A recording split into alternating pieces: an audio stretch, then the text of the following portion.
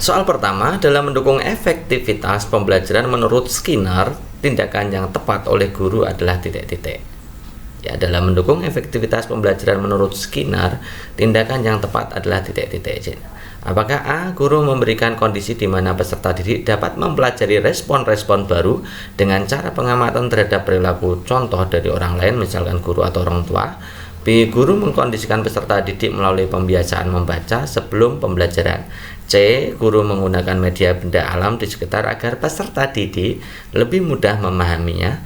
D. Guru selalu memberikan penguatan setiap kali peserta didik berhasil menjawab pertanyaan atau melakukan kegiatan belajar.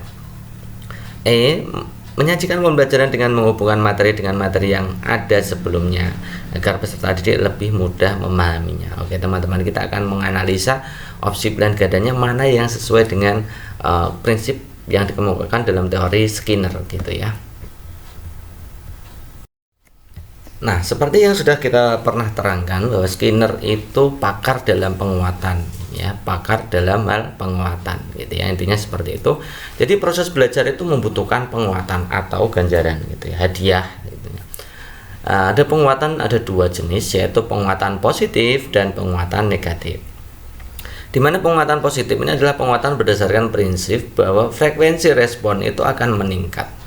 Jadi seseorang itu akan cepat belajarnya karena diikuti dengan stimulus pendukung, adanya rewarding ya, adanya hadiah gitu ya. Bentuk-bentuk penguatan positif contohnya pemberian hadiah, permen, kado, makanan dan lain-lain. Selain hadiah, bentuk fisik juga bentuk perilaku, yaitu senyum, anggukan kepala, bertepuk tangan, mengacungkan jempol, atau penghargaan, misalkan nilai A, juara 1 dan seterusnya. Itu juga bentuk dari penguatan gitu ya. Yang kedua, ada penguatan negatif, itu tidak condong ke negatifnya, tapi adalah untuk berupaya menghilangkan perilaku yang tidak cocok. Nah, penguatan negatif itu contohnya penguatan berdasarkan prinsip bahwa frekuensi respon itu meningkat karena diikuti dengan menghilangnya stimulus yang merugikan. Jadi fokusnya hanya di stimulus yang merugikan.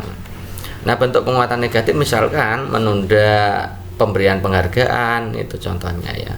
Bentuknya bukan bentuk hukuman fisik ya, tapi menunda penghargaan, memberikan tugas tambahan, menunjukkan perilaku yang tidak senang, misalkan geleng-geleng kepala, mengkerutkan kening, muka kecewa, itu contoh dari penguatannya menurut Skinner. Nah, bagaimana implikasi dari pembelajaran menurut Skinner? Yang pertama, itu penting pemberian hadiah untuk menguatkan perilaku. Jadi guru dalam mengajar itu selalu diberikan stimulus rewarding gitu ya. Kemudian hasil belajar harus diberitahukan kepada siswa, jika salah dibetulkan segera gitu ya, dan jika benar segera diperkuat. Ya, itu fungsi dari penguatan itu sendiri. Dalam pendidikan mengutamakan perubahan lingkungan untuk menghindari pelanggaran agar tidak menghukum gitu ya. Itu menurut Skinner seperti itu. Nah, sekarang kita akan analisa mana efek pembelajaran menurut Skinner itu yang mana. Kita lihat yang opsi A ya, sambil mengingat-ingat apa yang sudah kita pelajarkan di pertemuan yang lalu gitu ya. Guru memberikan kondisi di mana peserta didik dapat mempelajari respon-respon baru dengan cara pengamatan terhadap perilaku contoh dari orang lain. Di situ ada kata-kata ya. Yang penting teman-teman itu tahu keywordnya atau kata kuncinya dalam menguasai teori pembelajaran itu ya.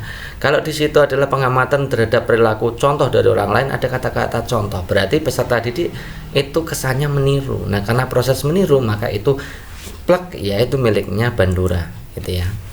Kemudian guru mengkondisikan peserta didik melalui pembiasaan. Nah, pembelajaran pembiasaan, membaca, menulis, pembelajaran macam-macam ya proses pembiasaan itu konsep pembelajaran yang dikemukakan dalam teori Pavlov ya. Kalau pembiasaan, kata kunci pembiasaan itu adalah Pavlov gitu ya. Kemudian yang C, guru menggunakan media benda alam di sekitar agar peserta didik lebih mudah memahaminya. Nah, penggunaan media asli, media alam, media di sekitar siswa, itu tujuannya adalah agar peserta didik itu mengalami pembelajaran bermakna, teman-teman. Nah, pembelajaran bermakna itu ada dua teori belajar yang mendukung, yaitu si Gestalt dan Ausubel. Tapi kalau fokusnya ke media itu biasanya ke Gestalt ya, Gestalt. Guru selalu memberikan penguatan. Nah, penguatan ini jelas ya teman-teman. Skinner itu pakarnya penguatan. Penguatan ganjaran itu Skinner banget gitu ya intinya. Nah, kemudian yang E, menyajikan pembelajaran dengan menghubungkan materi dengan materi yang ada sebelumnya. Jadi ada hubungan materi dengan materi yang lalu. Ini seperti kita melakukan apersepsi materi. Nah, konsep apersepsi materi menghubungkan materi yang lalu sekarang dengan materi lalu itu agar terwujud pembelajaran bermakna. Itu jelas miliknya Ausubel gitu ya. Gestalt juga gitu ya. Jadi jawaban yang tepat mana ini yang merupakan implikasi pembelajaran menurut Skinner? Ya, jawaban yang tepat adalah opsi D. Next, soal berikutnya teman-teman silahkan perhatikan. Rudy akan membuat kerangka kubus dengan panjang rusuk 25 cm. Jika ia memiliki kawat 17 meter yang akan digunakan sebagai kerangka, maka banyak kerangka kubus yang dapat dibuat Rudy adalah. Nah, terkait hal ini teman-teman perlu tahu bahwa ini adalah jenis soal pertaksamaan linear gitu ya. Apakah nanti kurang dari atau lebih dari? Nah, teman-teman yang perlu teman-teman pikirkan adalah kalau ada sisa gitu ya, kalau ada sisa kawat tidak bisa digunakan untuk satu kubus maka tidak bisa dipakai gitu ya, intinya seperti berarti nanti kurang dari gitu ya. Oke, sekarang kita tulis yang diketahui dulu ya. Rusuknya 25, ini gambar kubus di sini ya. Kubus itu terdiri dari, di situ lihat garisnya ada 12, jadi satu kubus itu butuh 12 rusuk gitu ya. Nah, di situ diketahui rusuknya ada 25 cm. Padahal untuk membuat satu kerangka kubus kan butuh 12 ya. Jadi butuh 12 rusuk ya. Jadi panjang kawan untuk satu kerangka kubus itu ya 12, kita kalikan 25 gitu aja teman-teman. Nah, ternyata hasilnya adalah 300 ya. Jadi satu kubus itu, satu kerangka kubus itu butuh 300 cm. Di situ tersedia 17 meter. Nah, seandainya kita buat N itu banyaknya kerangka yang dibuat, maka harusnya ya itu 300 N itu harus kurang dari 1700 itu maksudnya 1700 cm, karena 17 meter itu kan 1700 cm gitu ya. Nah, itu seperti itu, harus kurang dari, karena sisanya itu tidak bisa digunakan untuk membuat satu kubus penuh, jadi tidak boleh dipakai ini. Gitu ya teman-teman ya. Jadi 300 N itu harus kurang dari atau sama dengan 1700. Maka N nya tinggal kita bagikan saja. 1700 kita bagi dengan 300, hasilnya berapa? 5,6 sekian. N itu kurang dari 5,6 sekian. Nah, karena N itu bilangan bulat pasti kan. Banyaknya kerangka kubus masa 5,6 kan tidak mungkin. Karena itu bilangan bulat, maka N nya pasti antara 1 sampai 5. Terbesar kan 5. Kurang dari 5,6 kan 5, 4, 3, 2, 1 dan seterusnya. Jadi kerangka terbanyak yang dapat dibuat ya 5 itu sendiri. Yang paling besar 1, 2, 3, 4, 5 itu ya 5 itu sendiri gitu ya. Ini itu berarti kalau mencari banyaknya kerangka kubus yang dapat dibuat itu berarti pembulatan turun gitu ya, teman-teman harus tahu itu ya. Jadi jawaban yang tepat adalah opsinya yang B gitu ya, opsinya yang B.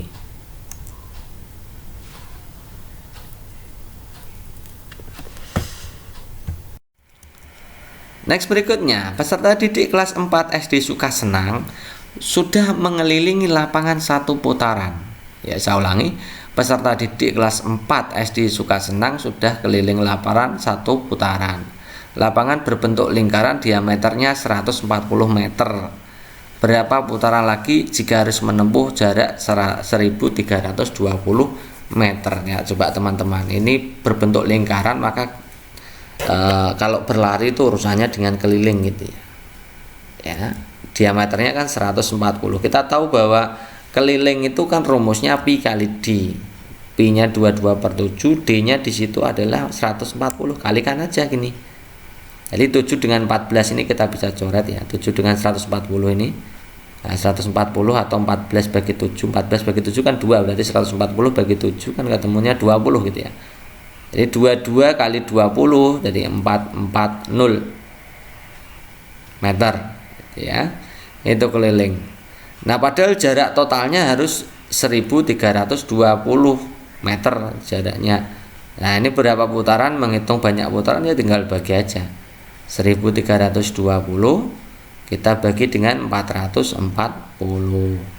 Jawabannya berapa? Ternyata 3 putaran. Yang ditanyakan adalah banyaknya putaran berapa lagi? Berapa putaran lagi? Tadi sudah 1 putaran. Kalau harus 3 putaran maka masih berapa putaran?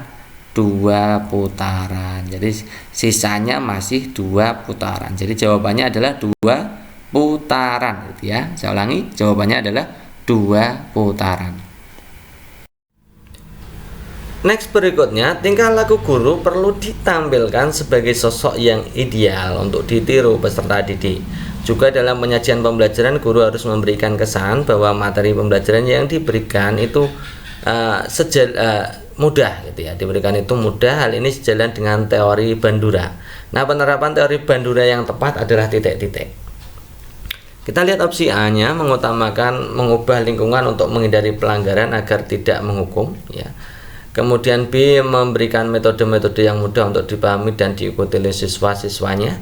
Yang C, kecemasan harus ditimbulkan untuk mendorong kemauan belajar dan latihan harus didistribusikan dengan hati-hati supaya tidak terjadi kelelahan. Yang D, itu pentingnya pembelian materi yang sesuai dengan kondisi siswa, apa yang ada di sekitar siswa. Yang E, guru harus memaksimalkan fungsi mediator fasilitator dengan menyajikan pembelajaran kelompok yang mendukung interaksi antar peserta didik gitu ya. Jadi fokusnya kita ke teori Bandura ya. Untuk mengingatkan apa yang sudah kita pelajari, kita bahas lagi ya teori Bandura. Jadi teori Bandura itu yang menjadi ciri khas adalah meniru siswanya, meniru gurunya atau siswa lainnya yang bagus menjadi modeling ya, modeling.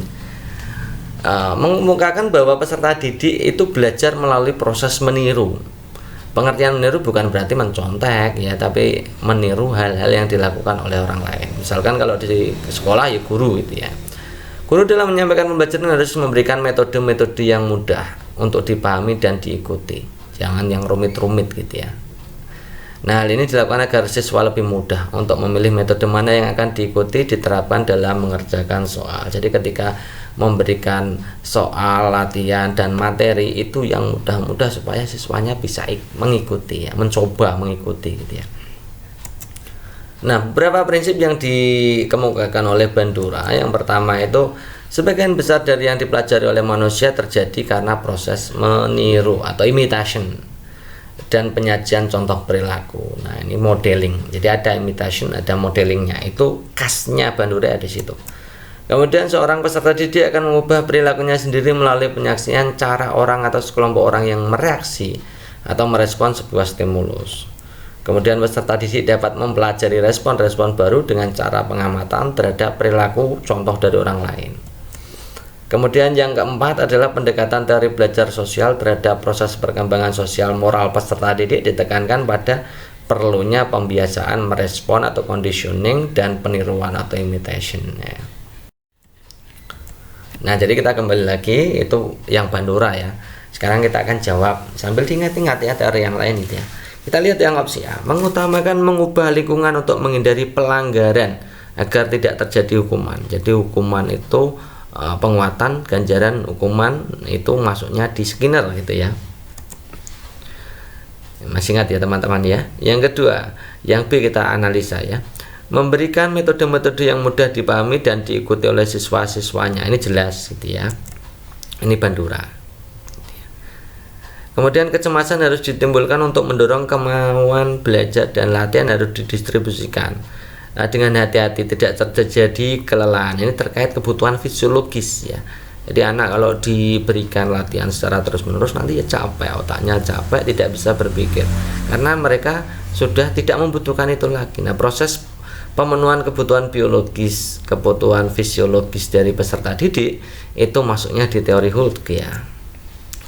Kemudian pentingnya pemilihan materi yang sesuai dengan kondisi siswa. Apa yang di sekitar siswa itu jelas untuk menimbulkan pembelajaran bermakna bagi siswa karena diketahui oleh siswa. Siswa paham ya, siswa tahu kegunaannya. Itu berarti teori belajar bermakna itu teorinya Gestalt dan Ausubel. Kita tulis Gestalt dan Ausubel ya.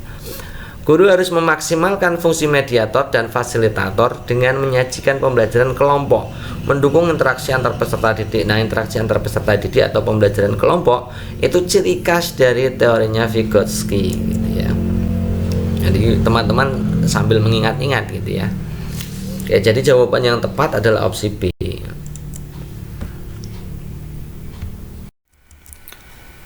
Seorang siswa pergi ke toko buku untuk membeli alat tulis. Toko itu membeli penawaran khusus.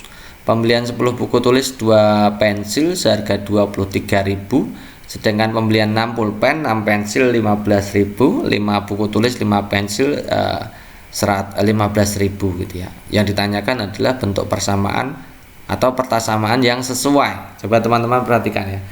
Kita misalkan buku tulis itu A, ya, pensil itu B, kemudian pulpen itu C, gitu ya. Saya ulangi, buku tulisnya itu A, pensilnya B, pulpennya C. Kita lihat yang kalimat itu, 10 buku tulis 2 pensil 23.000, berarti 10 buku tulis kan berarti 10A. A tadi buku tulis, B itu tadi pensil, 2 pensil. 10 buku tulis 2 pensil harganya 23.000 kan gitu ya. Kalau ada soal seperti ini teman-teman langsung dikecilkan saja, masing-masing bisa dibagi 2 kan. Jadi 5A B 11.500 gitu ya. Nanti penting untuk membantu teman-teman itu ya. Kemudian kita lanjutkan baca lagi. Sedangkan pembelian 6 pulpen 6 pensil, kita tulis saja pulpen tadi C ya. C ditambah 6C tambah 6B sama dengan 15.000. Kalau dikecilkan kata bagi 6 semua bisa ya. Jadi C tambah B ketemunya 2.500. Ya. Yang ketiga dilihat 5 buku tulis 5 pensil, maka tulis 5A 5B gitu ya. 15.000. Kalau diperkecil semua bagi 5 kan bisa ya. Jadi A tambah B sama dengan 3.000. Nah, kita tentukan dulu nilainya masing-masing ya supaya mudah ya. Kita ambil yang persamaan 1 dan 3. Ini 1, 5A tambah B sama dengan 11.500. Kemudian yang sama-sama AB-nya di nomor 3. A tambah B 3.000 gitu ya. Jadi lihat. Nah, kita tinggal dikurangkan saja karena B-nya sudah sama kan gitu ya. Dikurangkan saja dari 5A dikurangi A kan 4A. 11.500 dikurangi 3.000 kan 8.500. Jadi A-nya 8.500 kita bagi 4, 2.125. Jadi A ketemu ya. Sekarang kita cari B. Ambil yang kalimat kedua ini. A tambah B kan 3.000 itu di atasnya itu ya. A tambah B kan 3.000. Kalau A nya 2.125 tambah B ya kan, tambahkan B 3.000, maka B nya tinggal dikurangkan saja. 3.000 dikurangi 2.125. Ketemuannya adalah 875. B nya ketemu juga. Sekarang kita ketemukan C. C tambah B di situ di persamaan kan C tambah B 2.500 ya kan. C tambah B nya dan 875, maka C nya adalah 2.500 dikurangi 875, ketemunya 1.625. A, B, C ketemu, maka kita bisa jawab opsi pilihan ganjilnya dengan mudah. Kita lihat yang opsi A, 10A tambah 2B. Nah, 10A tambah 2B kan sama dengan persamaan 1 kan ya. 10A tambah 2B kan nilainya 23.000. Nah, 23.000. Yang 6B 6C, 6B 6C itu sama dengan persamaan kedua, 15.000. Sama enggak? 23.000 apakah sama dengan 15.000? Tidak ya. Jadi jawaban A salah. Jawaban B, 10A tambah 2B itu 10A tambah 2B kan 23.000 itu saya sudah tulis. Kemudian 5A, 5 kali A, A nya 2.125 kali 5 ketemunya 10.625 gitu ya. Ditambah 5C, C nya adalah 1.625, 5C berarti 5 kali 1.625. Tidak saya tulis di situ ya, langsung 8.125. Tinggal teman-teman masukkan saja. Kalau dimasukkan A itu A nya nilainya 2.125, B nya 875, C nya 1.625. Saya kira teman-teman juga sudah paham. Kemudian kita lihat yang C, 6B 6C. 6B 6C itu kan 15.000 ya kan. Dilihat itu persamaan 2. 5A tambah 5C. 5A tambah 5C kan sama dengan yang poin B tadi sudah dihitung ya. 5A tambah 5C kan 18.750 kan sudah dihitung, tidak usah kita hitung lagi, masa ngitung terus ya. Apakah benar 15.000 itu kurang dari 18.750? Yes, benar. Persamaan 2 kan jelas salah ya. Persamaan 2 jelas salah, masa 23.000 sama dengan 18.750 kan sama, salah ya. A juga salah. Yang C masih masuk ya, C masuk. Yang D 10A tambah 2B kan 23.000 ya kan. Kemudian 2A 2 kali 2125 ketemunya 4250. Kemudian 3C 3 kali 1600 sekian itu hasilnya adalah 4875. Kalau kita jumlahkan itu hasilnya 9125. Apakah lebih besar daripada 23.000? Jelas salah. Yang E juga demikian, 10A tambah 2B. 10A tambah 2B itu 23.000. Kemudian 6B tambah 6C itu 15.000. Apakah 23.000 kurang dari 15.000? Jelas salah. Jadi yang paling betul adalah opsi C.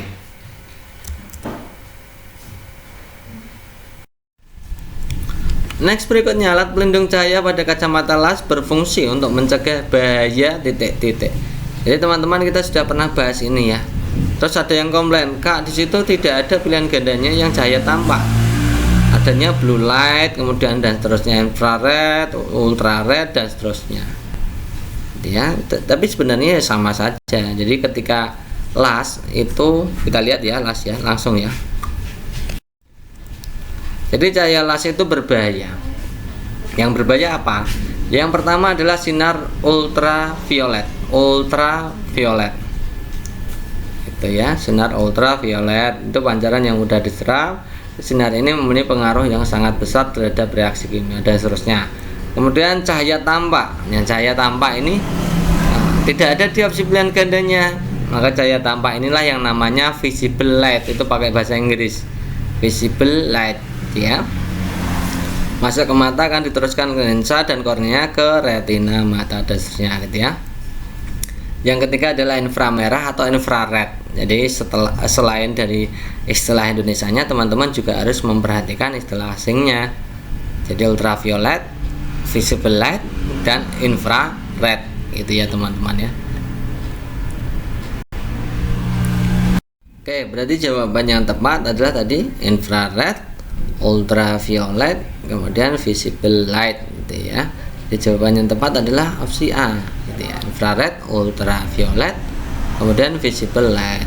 Tidak ada pada las itu blue light ya, tidak ada ya. Ultraviolet juga tidak ada, adanya infrared. Laser juga tidak ada. Itu ya teman-teman ya. Next, berikutnya perhatikan langkah-langkah sebagai berikut. Sebelum memulai proses belajar mengajar, pendidik harus memastikan siswanya siap mengikuti pembelajaran tersebut. Yang kedua, pembelajaran yang diberikan sebaiknya berupa pembelajaran yang kontinu. Yang ketiga, penyajian materi harus menekankan kebermanfaatan materi tersebut bagi siswa agar materi dan media yang bisa digunakan dari lingkungan sekitar siswa. Artinya materi yang diberikan dan media yang digunakan itu sesuai dengan lingkungan siswa. Yang keempat, dalam proses belajar, pendidik hendaknya menyampaikan materi dengan cara yang menyenangkan. Contoh dan soal latihan yang diberikan tingkat kesulitannya bertahap supaya nanti tidak terlalu menekan siswa gitu ya. Yang kelima, pengulangan terhadap penyampaian materi dan latihan dapat membantu siswa mengingat materi terkait lebih lama. Jadi proses drill itu yang dikemukakan oleh salah satu pakar ya dari belajar. Sekarang kita lihat soalnya ya, yang bukan merupakan tindakan guru dalam menerapkan teori pembelajaran Thorndike ya, Thorndike gitu ya. Oke, kita akan kupas dulu Thorndike atau langsung ya. Kita kupas dulu Thorndike-nya. Jadi teori Thorndike itu sudah kita pernah bahas ya. Itu fokusnya adalah kesiapan kepuasan latihan ya. Kepuasan kesiapan latihan. Jadi itu fokusnya. Nah, teori Thorndike itu ada hukum-hukumnya. Yang pertama adalah law of readiness atau kesiapan. Jadi setiap organisme memperoleh suatu perubahan tingkah laku, maka pelaksanaan tingkah laku tersebut akan menimbulkan kepuasan individu sehingga asosiasi cenderung diperkuat. Jadi kesiapan itu penting. Yang kedua, law of readiness ya. Jika kecenderungan bertindak itu agar kecenderungan bertindak dan orang melakukannya, maka ia akan merasa puas. Jadi kepuasan, kesiapan, kepuasan. Kemudian exercise, latihan ya, semakin sering tingkah laku diulang maka asosiasinya semakin kuat. Kemudian law of effect atau akibat, hubungan stimulus respon cenderung diperkuat bila akibatnya menyenangkan. Jadi kita harus memberikan pembelajaran yang menyenangkan bagi siswa. Kemudian kita harus memastikan bahwa peserta didik kita itu siap mengikuti pembelajaran. Kemudian banyak berlatih, konsepnya konsep drill gitu ya, diulang berkali-kali supaya nanti ingatannya semakin kuat gitu ya. Kemudian diarahkan untuk setiap siswa itu mendapatkan kepuasan selama proses pembelajaran. Jadi puas. Itu teorinya Thorndike itu sebenarnya sesimpel itu ya teman-teman ya. Ada 4 itu dan kita sudah pernah melaksanakannya ketika kita mengajar di kelas gitu ya tentunya. Nah, bagaimana itu implikasi dari teori pembelajaran Thorndike? Yang pertama itu sebelum mulai proses belajar mengajar, Pak Didik harus memastikan siswanya itu siap dulu. Yang kita sudah pernah ya. Kemudian pembelajaran yang diberikan sebaiknya berupa pembelajaran yang kontinu, tidak terputus-putus. Jadi masing-masing materi itu ada keterkaitannya. Gitu ya. Makanya Thorndike itu inginnya ya agar materi lampu dapat tetap diingat oleh siswa itu ya, supaya terulang. Jadi hukum law of exercise-nya masuk gitu ya. Kemudian dalam proses belajar mendidik hendaknya menyampaikan materi dengan cara menyenangkan. Ya, ini terkait dengan kepuasan, terkait dengan akibat gitu ya. Kalau menyenangkan maka cenderung disenangi, kemudian cenderung lebih bisa masuk ke dalam siswa. Kemudian konsep pengulangan itu akan semakin menguatkan ingatan gitu ya. Jadi ada 4 itu, teman-teman silakan perhatikan, itu salah satu implikasi dari pembelajaran Thorndike. Sekarang kita jawab pertanyaannya tadi.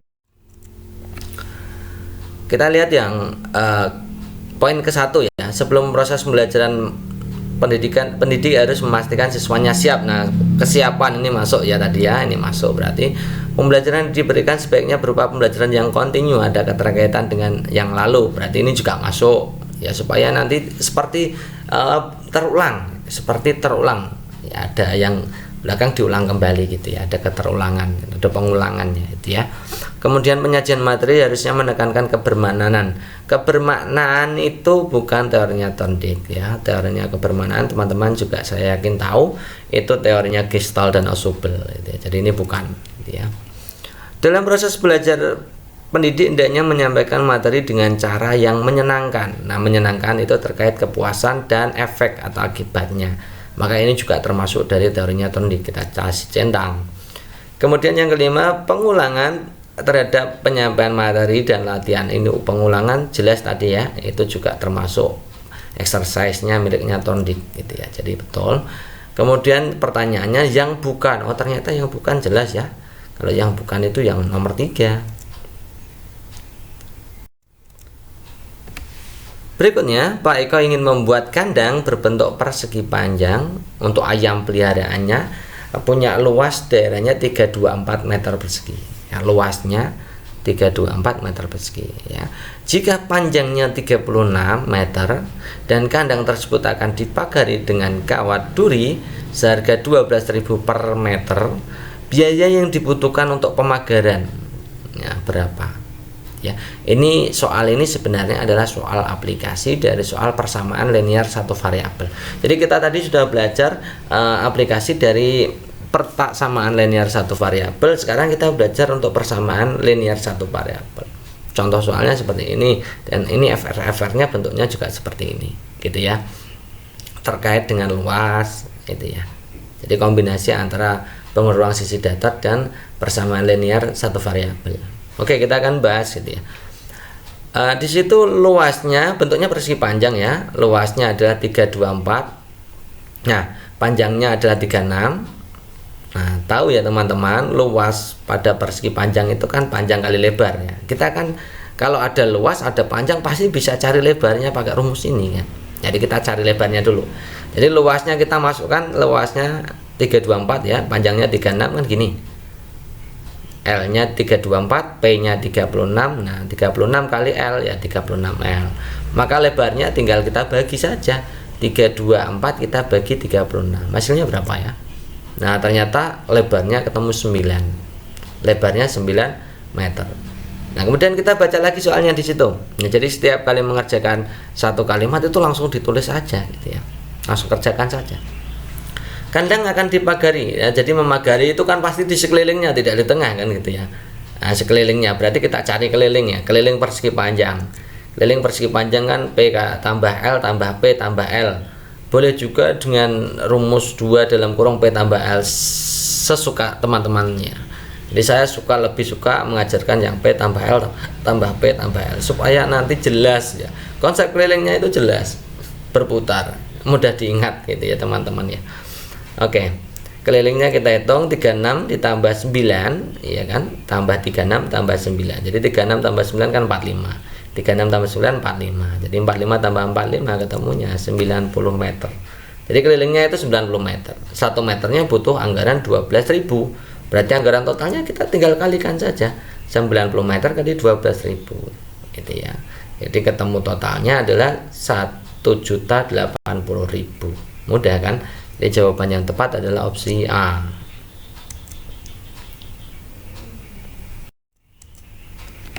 Salah satu implikasi dari pembelajaran menurut Holt adalah titik-titik. Nah, ini kita diminta untuk menganalisa seperti ini. Kalau teman-teman tidak paham konsepnya, saya yakin teman-teman nanti akan terjebak ya, bingung nanti jawabnya. Nah, oleh karena itu memang dari Macanel itu memberikan program yang memang sesuai untuk teman-teman gitu ya. Konsepnya seperti apa dijelaskan, kemudian kata kuncinya seperti apa juga dijelaskan. Oke gitu ya. Kita lihat yang opsi A. Menyajikan materi secara urut ya, sehingga mapel yang terdahulu tidak menghambat tapi justru harus menjadi perangsang mendorong belajar mapel berikutnya. Menyajikan pembelajaran secara berkelompok agar terjadi transfer knowledge antar peserta didik. Memberikan kegiatan latihan soal dengan kontinu dengan metode drill, karena pada dasarnya perulangan materi akan semakin menguatkan memori. Kemudian yang D, pemberian hadiah sebagai penguatan kepada peserta kepada setiap respon positif siswa, misalkan menjawab pertanyaan atau berhasil mengerjakan PR. Yang E itu materi harus dirancang sedemikian rupa dan ada keterkaitan materi satu dengan materi lain sehingga pembelajaran agar lebih bermakna. Oke, silakan teman-teman jawab dulu gitu ya, di post dulu videonya, dijawab dulu supaya nanti tahu ya kira-kira saya sudah paham apa belum gitu ya. Oke, kita jawab gitu ya. Holt ini teorinya seperti ini teman-teman. Jadi Holt itu penting bahwa siswa itu punya kebutuhan ya, termasuk belajar itu kebutuhan siswa. Kalau siswa tidak membutuhkan maka dia tidak mau belajar gitu ya. Jadi Holt itu menekankan bahwa proses pembelajaran itu karena kebutuhan biologis, pemuasan kebutuhan biologis atau drift reduction gitu ya. Itu sangat penting. Jadi penting juga untuk stimulus atau stimulus dorongan dalam belajar pun hampir selalu dikaitkan dengan kebutuhan biologis gitu ya. Bagaimana implikasi dari teori Holt ini? Contohnya ya, implikasinya yang pertama, teori belajar didasarkan pada drift reduction and drift stimulus reduction tadi ya, harus sesuai kebutuhan siswa ya. Salah satunya ya materi yang disajikan itu yang memang ada di sekitar siswa dan sesuai kebutuhan siswa gitu. Kemudian yang kedua, instruksional atau pembelajaran itu harus objektif ya, dirumuskan secara spesifik dan jelas. Yang ketiga, ruangan kelas harus diatur sedemikian rupa sehingga memudahkan terjadinya proses belajar. Ini dalam rangka mewujudkan pemuasan kebutuhan. Jadi siswa itu juga perlu suasana yang nyaman, suasana yang cocok, yang kondusif untuk belajar. Maka ruang kelas harus diatur. Ya kan, pemenuhan biologis, jangan terlalu sempit. Misalkan kalau dalam bahasa Jawanya uyak-uyakan gitu ya, nanti juga mengurangi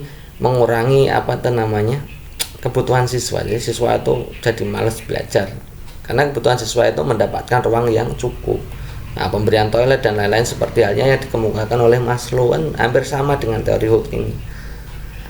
Kemudian pembelajaran harus dimulai dari yang sederhana atau mudah menuju ke yang lebih kompleks. Ya, ini terkait dengan kebutuhan tadi. Jadi tiba-tiba kalau anak diberikan pembelajaran yang sulit, nah apa butuhnya mereka? Nah, kalau disusun dari yang mudah, oh ternyata bisa. Nah, nanti kalau kan semakin berkembang. Jadi kebutuhan biologis manusia terhadap ilmu pengetahuan itu nanti juga semakin berkembang. Ya kalau sulit ya tidak butuh dia ogah-ogahan belajar gitu ya. Kemudian kecemasan harus ditimbulkan untuk mendorong kemauan belajar. Ini terkait kebutuhan biologis. Jadi kita merangsang siswa itu agar butuh belajar ini, maka dimunculkanlah kecemasan itu ya. Pemberian latihan didistribusikan dengan hati-hati supaya tidak terjadi kelelahan atau inhibisi. Ya karena kebutuhan biologis setiap siswa itu juga penting diperhatikan gitu ya. Kalau terlalu capek dan nanti tidak bisa masuk kan, kalau capek kan otak tidak butuh untuk belajar itu lagi kan gitu ya. Kemudian urutan mapel harus diatur sedemikian rupa sehingga mapel yang terdahulu tidak menghambat. Nah, ini terkait kebutuhan tadi. Butuh itu kan bertahap itu ya, seperti itu teorinya Holt. Jadi kita akan analisa opsi A sampai E mana yang merupakan teorinya Holt. Menyajikan materi secara urut dari yang paling mudah tentunya ya, sehingga mapel yang terdahulu tidak menghambat. Ini jelas Holt, yang A itu jelas Holt. Menyajikan pembelajaran secara berkelompok agar terjadi transfer knowledge. Nah, kalau belajar kelompok itu ciri khas dari Vygotsky teman-teman ya. Memberikan kegiatan latihan soal secara kontinu dengan metode drill. Pemberian metode drill itu jelas punyanya Thorndike ya. Memberikan hadiah sebagai penguatan. Nah, kalau penguatan kita sudah jelas tahu ya, ini miliknya Skinner ya. Materi harus dirancang sedemikian rupa dan ada keterkaitan materi satu dengan materi yang lain. Ada keterkaitan materi satu dan lain itu jelas punyanya Ausubel, itu belajar bermakna gitu ya. Jadi teman-teman kan kalau diulang-ulang seperti ini nanti akan paham sendiri ya. Memang perlu diulang, berarti kita cocok dengan pembelajarannya Thorndike ya. Jawaban yang tepat adalah A ya. Next, berikutnya ada beberapa pekerja pasar akan mengangkut barang. Mereka berangkat bersama mengangkat satu kali. Setiap orang maksimal mengangkut 85 kilo. Jika jumlah seluruh barang 300 kg, berapa pekerja untuk mengangkut semuanya? Oke, kita tulis dulu ya. Mengangkut maksimal 85. Boleh nggak lebih tinggi dari itu? Tidak boleh. Gitu ya. Satu orangnya tidak boleh, tidak kuat untuk mengangkat lebih dari 85. 50 boleh? Boleh. Bisa ya. 40 bisa, 20 bisa, 10 pun bisa. Karena di situ diketahuinya maksimalnya 85. Kemudian total barangnya 300 kg. Nah, misalkan banyaknya pekerja itu kita simbolkan N, ya kan? Berarti N kali 85, ya, 85N gitu ya. Itu harus lebih besar atau sama dengan 300. Karena tadi apa? Kapasitas maksimalnya 85, satu orangnya 85, maka 85N itu lebih besar dari 300 gitu ya. Maka N-nya itu berarti lebih besar dari 300 dibagi 85. Berarti berapa? N-nya lebih besar dari 3,5. Bilangan asli yang lebih besar dari 3,5 apa saja? Bisa 4, bisa 5, bisa 6, bisa 7, bisa 8, bisa seterusnya. Jadi yang ditanyakan kalau berapa pekerja untuk mengangkut semuanya, ya tidak tahu. Itu harusnya mungkin pertanyaannya adalah berapa minimal pekerja untuk menyelesaikan semuanya. Kalau minimal pekerja seperti ini soalnya, maka jawabannya harus 4. Gitu ya. Paham ya?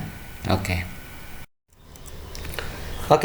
Soal berikutnya, seorang anak berlari mengelilingi lapangan ukurannya 70 meter kali 40 meter. Jadi bentuknya lapangan itu bentuknya persegi panjang kalau begitu ya. Sebanyak 5 kali. Berapa jarak yang ditempuh? Nah, kalau ini saya kira teman-teman juga bisa semua.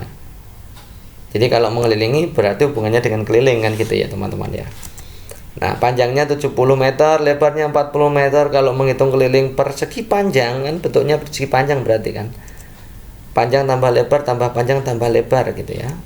70 tambah 40, 70 tambah 40 ya. Ketemunya 220. 70 tambah 40 kan 110. 110 dengan 110 yang 220. Jadi kelilingnya 220 meter gitu ya. Kalau berputar sebanyak 5 kali, N-nya kan 5 kali putarnya. Jadi jarak itu tinggal kita kalikan saja. Satu keliling kali berapa kali putar kan gitu ya. Satu keliling kan 220 meter. Nah, karena 5 kali putar ya tinggal kita kalikan saja 220 kita kalikan dengan 5.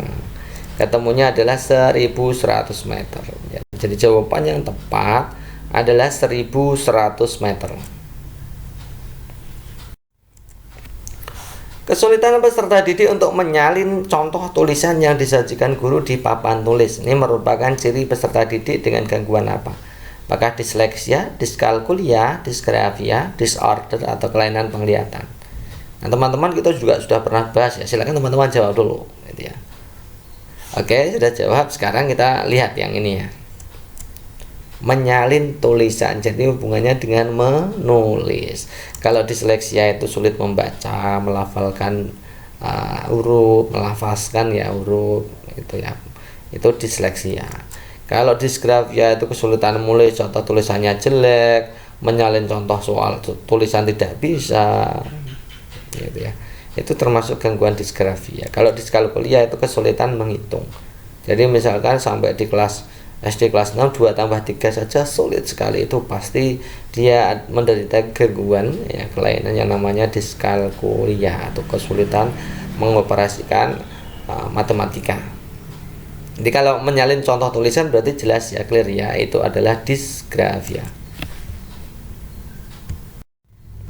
Oke, next berikutnya, alur yang tepat saat kita berkaca di depan kaca cermin. Di depan kaca cermin atau cermin ya, adalah titik-titik. Di situ ada cahaya, benda, cermin cembung, bayangan, kornea mata, pupil, lensa, dan seterusnya. Dilihat dari opsi pilihan gandanya di situ, wah panjang sekali ya. Jadi ada unsur alur gerak cahaya terhadap mata. Kan di situ ada kornea, pupil, lensa, retina, dan seterusnya ya. Itu berarti ada soal ini hubungannya dengan dua materi yang dijadikan satu. Makanya ini termasuk kategori soal Hertz. Ya, yang pertama itu tentang cermin, sifat-sifat cermin yang ada baik cembung, cekung maupun datar. Yang kedua itu adalah alur perjalanan cahaya. Kenapa kita bisa melihat? Teman-teman bisa cari sendiri ya. Kenapa kita bisa melihat, nanti alur cahayanya seperti apa sampai ke mata, urut-urutannya seperti apa. Itu ya. Jadi fokusnya sekarang teman-teman lihat ini. Alur yang tepat saat kita berkaca di depan cermin. Kita berkaca di depan cermin. Cermin itu biasanya itu lensanya yang dibawa apa? Cermin itu yang dipakai cermin apa? Cermin untuk berkaca itu teman-teman. Apakah cermin cembung, cermin cekung, cermin datar? Nah, teman-teman kan sudah tahu. Cermin cembung itu biasanya digunakan untuk spion, jalan belokan, itu ada cermin di jalan perempatan, itu cermin cembung. Kalau cermin cekung itu biasanya bagian dalam lampu mobil itu ya, ada cekungnya itu dan macam-macam ya.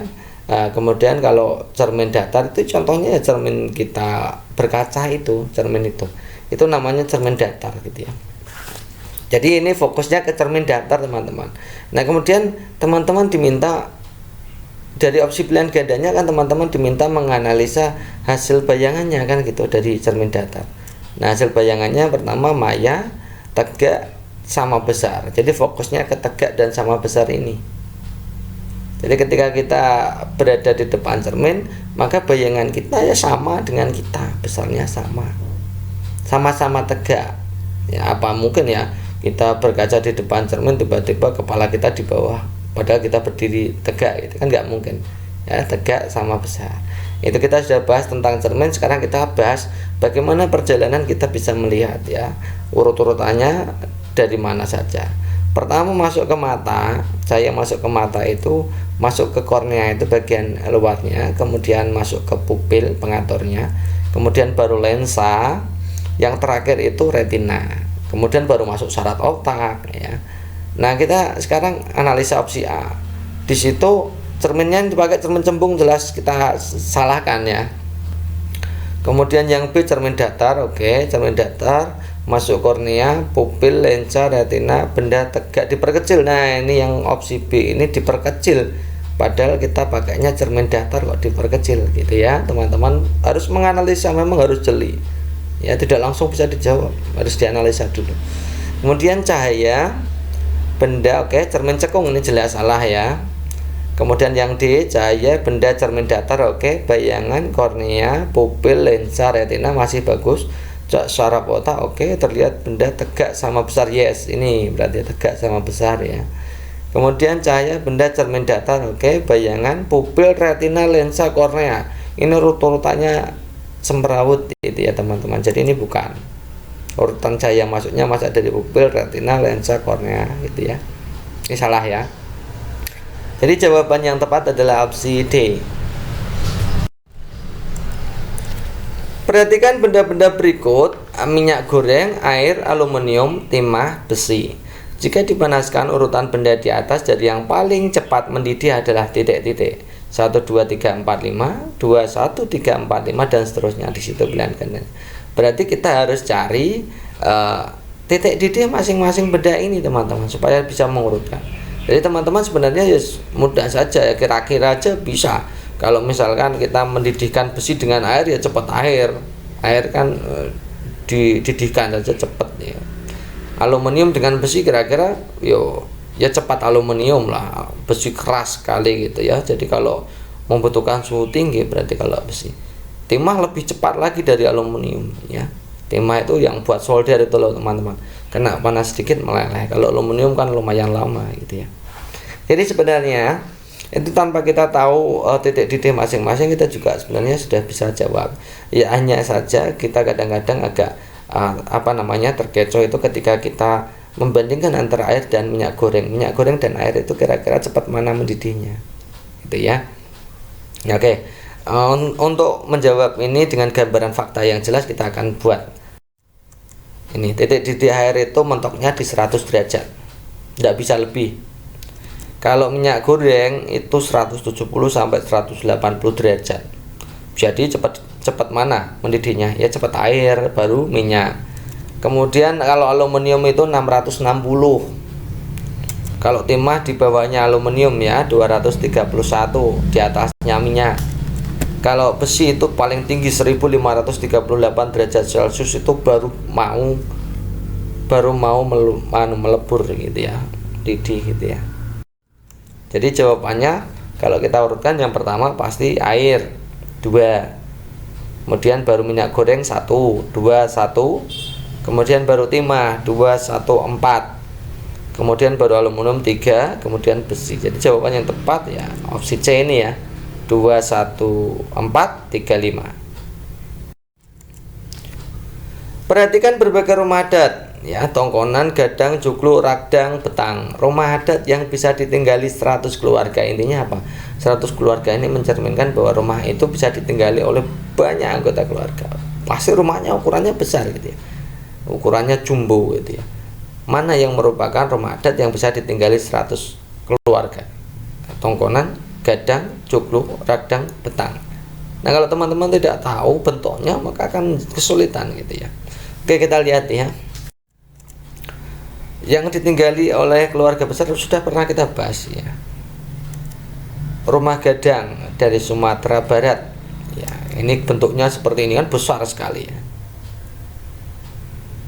Kemudian rumah ini dinamakan rumah panjang atau rumah ragdang dari Kalimantan Barat. Ini seperti ini, panjang, berarti ini bisa keluarga besar sekali itu ya. Suatu kampung bisa masuk di sini semua. Rumah adat Kalimantan Tengah Betang ini juga besar, itu ya. Jadi yang ditinggali beberapa keluarga atau keluarga yang besar sekali itu ada gadang panjang atau ragdang, kemudian rumah betang. Kemudian yang biasanya ditinggali satu keluarga ya rumah joglo dari Jawa, ini bentuknya seperti ini. Rumah kebaya dari Betawi, rumah tongkonan seperti ini yang kecil-kecil ini ya, dan honai dari Papua seperti ini. Itu termasuk rumah yang ditinggali keluarga-keluarga ya, keluarga masing-masing gitu ya. Jadi kita bisa jawab Tongkonan jelas tidak ya, Tongkonan dan Joglo itu hanya satu keluarga. Jadi jawaban yang tepat adalah 245. 245 jawabannya tepat, opsi C.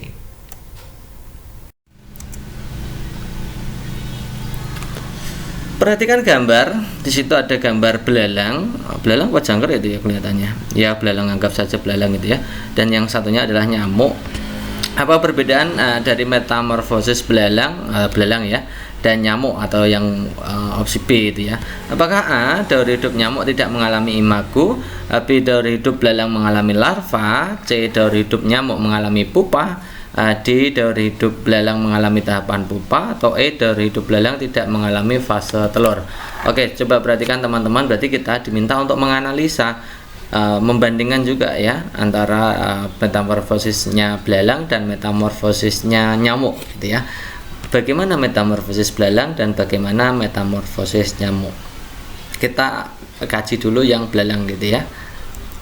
Belalang itu mengalami metamorfosis tak sempurna. Kenapa tak sempurna? Karena bentuk kecilnya itu dengan bentuk besarnya tidak terlalu berbeda jauh.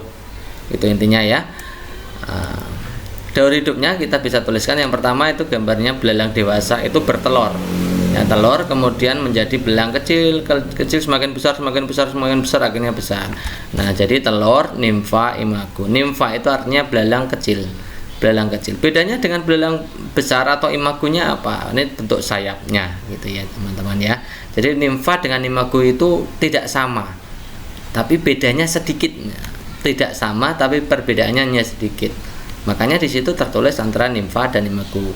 Oleh karena itu inilah yang membedakan antara hewan yang mengalami metamorfosis dan hewan yang tidak mengalami metamorfosis. Kalau tidak mengalami metamorfosis itu bentuknya tidak ada bentuk nimfanya gitu ya.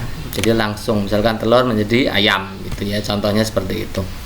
Itu daur hidup belalang sudah ya. Jadi daur hidup belalang itu yang tidak mengalami atau mengalami metamorfosis tak sempurna ya.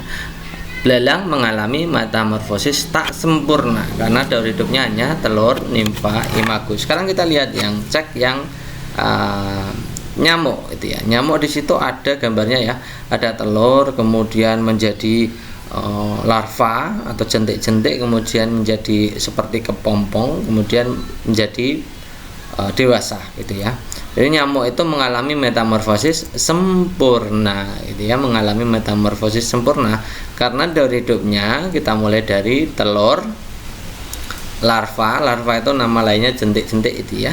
Kemudian pupa itu seperti kepompong gitu teman-teman, itu ya bentuknya seperti kepompong gitu ya. Kemudian menjadi imago itu dewasa ya teman-teman ya. Jadi bedanya seperti itu.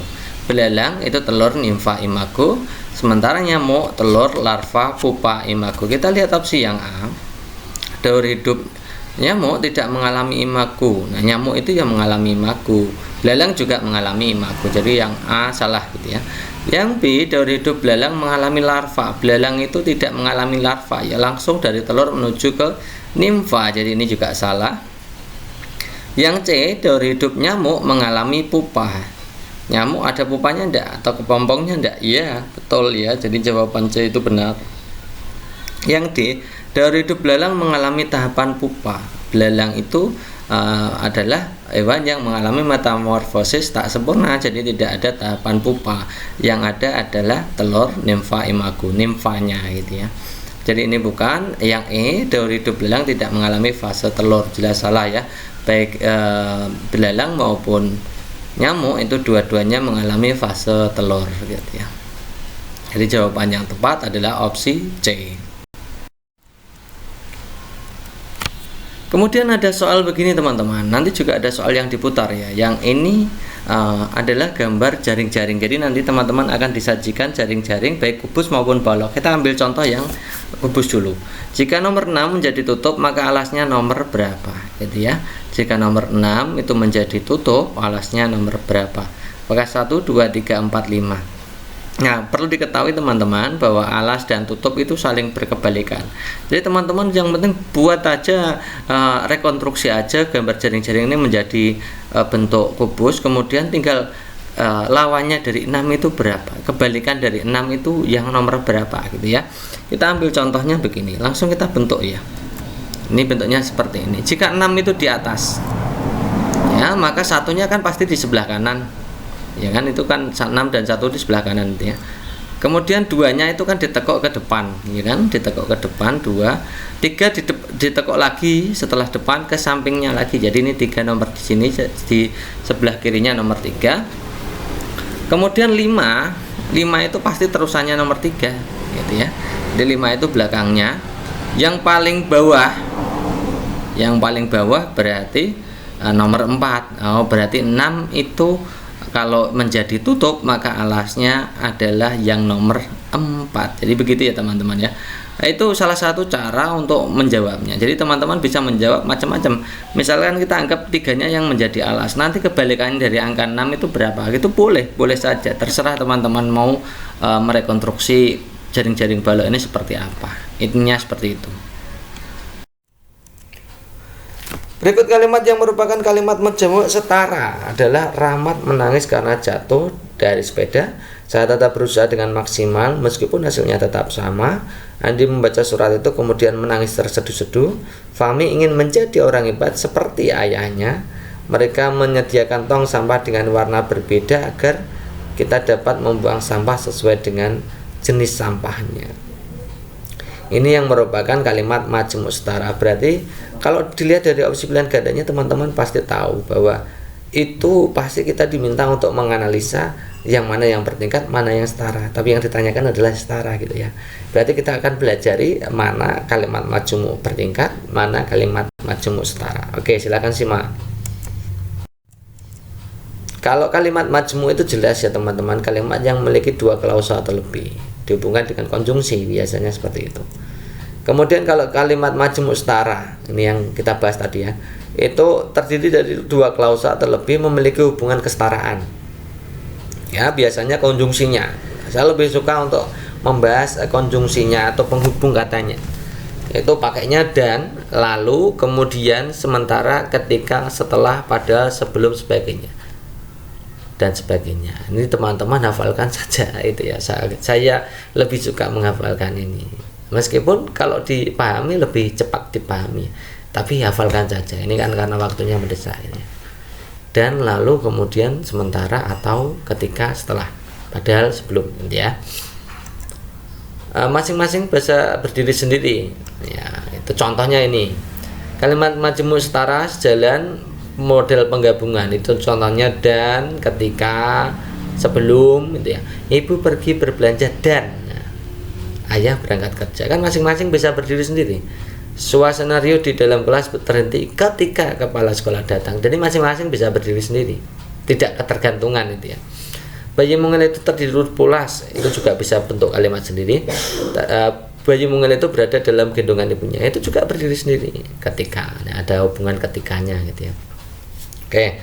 Kemudian kalimat majmuk setara yang lain adalah yang model berlawanan atau pertentangan. Contohnya tetapi, namun, melainkan, sedangkan, kemudian. Jadi teman-teman hafalkan saja ya, hafalkan saja konjungsinya. Itu ya. Contohnya itu lihat, anak itu tidak pandai belajar matematika tetapi dia sangat mahir berbahasa Inggris. Itu kan berbeda kalimatnya ya. Berbeda dan tidak saling terkait. Itu ya, maka digabungkan menjadi satu dengan konjungsi tetapi. Kemudian ia sudah bolak-balik berobat namun sakit yang dideritanya tidak kunjung sembuh. Itu juga dua-duanya bisa berdiri sendiri. Makanya itu namanya kalimat majmuk setara, berupa penggabungan dari 2 klausa. Kayak gitu ya. Sekarang kalau bertingkat, itu kalimat majmuk punya 2 klausa atau lebih tapi tidak sejajar atau tidak sejalan. Biasanya pakai konjungsinya ini teman-teman ya, biar tahu ya, jika, agar, karena, sebab, walaupun, daripada, seperti, dan lain-lain itu ya. Misalkan kalimat majmuk hubungan syarat itu jika, bila mana gitu ya. Ayah akan membelikan Andis mainan jika ia tidak menangis gitu ya. Kemudian kalimat majmuk bertingkat hubungan tujuan itu agar, supaya, dan seterusnya. Itu teman-teman bisa buat kalimat sendiri. Kalimat majmu hubungan sebab akibat itu karena sebab, gitu ya. Kalimat majmu konseptif itu bentuknya walaupun, ya. Kemudian kalimat majmu bertingkat hubungan perbandingan, itu contohnya seperti daripada, gitu ya. Itu kalimat majmu bertingkat. Teman-teman hafalkan konjungsi-konjungsi ini, ya. Bertingkat dulu dihafalkan boleh, baru setara boleh, atau setara dulu baru dipertingkat. Nah, kita lihat ya, kita lihat opsi A. Rahmat menangis karena jatuh dari sepeda. Nah, karena itu kan berarti hubungan sebab, ya, hubungan sebab akibat, ya. Ini berarti ikutnya bertingkat ini, ya. Ini karena ini bertingkat, hubungan sebab akibat.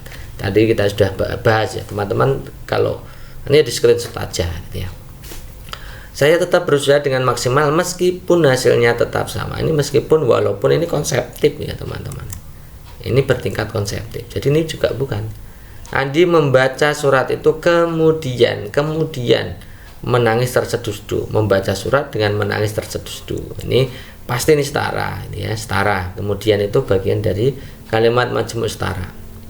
Fahmi ingin menjadi orang hebat seperti ayahnya. Seperti, ya, seperti itu berarti perbandingan. Ini maksudnya bertingkat. Mereka menyediakan tong sampah dengan warna berbeda agar, ini berarti tujuan, ya. Bertingkat tujuan, itu ya teman-teman, menganalisanya seperti itu, ya. Silakan teman-teman pelajari, itulah intinya seperti itu, ya. Oke, berikutnya ada gambar grafik. Kemarin teman-teman ada yang request untuk grafik COVID. Sebenarnya sama saja, ya teman-teman, ya. Kita buatkan sampelnya seperti ini. Kemarin kita sudah buat sampel cara membaca grafik, terutama teman-teman dihadapkan pada bagaimana cara menghitung rata-rata, gitu ya. Perhatikan grafik hasil penilaian terhadap KD sifat-sifat cahaya di samping. Banyaknya peserta didik yang mendapatkan nilai di atas rata-rata adalah titik-titik. Yang ditanyakan, banyaknya peserta didik yang mendapatkan nilai di atas rata-rata. Jadi teman-teman harus menghitung rata-ratanya dulu, gitu ya. Oke, kalau gambarnya seperti ini, itu artinya apa? Yang nilainya 5 itu adalah 4 orang. Gitu cara bacanya, gitu. Yang nilainya 5 dilihat itu gambarnya. Yang nilainya 5 itu 4 orang, yang nilainya 6 itu 6 orang. Nilainya 7 itu 15 orang, nilainya 8 11 orang, nilainya 9 itu 3 orang, dan nilainya 10 hanya 1 orang. Gitu caranya baca, ya. Sekarang kita hitung rata-ratanya. Menghitung rata-rata kan tinggal kita kalikan saja, ya. 5 kalikan 4 ditambah 6 kalikan 6 dan seterusnya, gitu. 5 kali 4, yang nilainya 5 itu ada 4 orang, nilainya 6 ada 6 orang, nilainya 7 15 orang, nilainya 8 11 orang, nilainya 9 itu 3 orang, nilainya 10 itu 1 orang. Jadi kalau kita total kalikan di total itu hasilnya yang atas, ya. Kemudian yang bawah itu banyak orangnya. Kan yang nilainya 5 itu 4 orang jadi 4 orang. Yang 6 itu 6 orang jadi 4 tambah 6 tambah 15 tambah 11 tambah 3 tambah 1, gitu ya teman-teman, ya. Hasilnya begini. 5 kali 4 kan 20, 6 kali 6 36, 7 kali 15 itu 105, 8 kali 11 itu 88, 3 kali 7, 3 kali 9 kali 3 itu 27, 10 kali 1 itu 10. Yang bagian bawah 4 tambah 6 tambah 15 tambah 11 tambah 3 tambah 1, teman-teman bisa total sendiri, itu nilainya pasti 40.